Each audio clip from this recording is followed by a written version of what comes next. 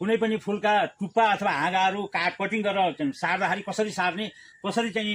त्यो सारेको चाहिँ टुप्पा अथवा हाँगा नमरोस् भन्ने प्रविधि के हो भन्ने कुरा म आज तपाईहरुलाई बताउन गइरहेको छु। कुनै पनि फुलको टुप्पाहरू, चाहे टुप्पा होस् चाहे साइडको हाँगा होस्, त्यो चाहिँ टुप्पा लिइसकेपछि, जस्तो मैले अहिले 100 पत्रीको टुप्पा लिइरहेको छु, टुप्पा यो हाँगा लिइरहेको छु। अब यसरी लिइसकेपछि यसलाई चाहिँ के गर्ने भन्दाखेरि यसरी तलपट्टिका यी भागहरू यसरी फ्याँक्दिने,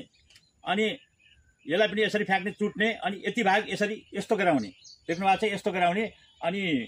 यो चाहिँ हामीले जहाँ हामीले सार्ने हो, जुन जमिनमा सार्ने, जुन गमलामा सार्ने हो, जहाँ चाहिँ यसलाई चाहिँ यसको नर्सरी गर्ने हो, त्यो ठाउँ पहिला चिसो बनाउने, मलजल माटो बालुवा के हाल्यो त्यो ठाउँ तयारी गरिसकेपछि यसलाई के गर्ने भन्दाखेरि, जस्तो हामीसँग एलोभेरा लगभग प्रत्येक घरमा हुन्छ, छैन भने पनि छिमेकको घरबाट एलोभेराको एउटा पत्ता अथवा हाँगा चाहिँ मागेर ल्याउने र त्यसलाई चिर्ने। चिरिसकेपछि यहाँ यसको चोपहरूलाई एकछिन यहाँ च्यापेर गरेर यसमा कट्ठा गर्ने, अनि चोपहरू जम्मा यहाँ भइसकेपछि यसलाई के गर्ने भन्दाखेरि यो चोपमा लपेट्ने।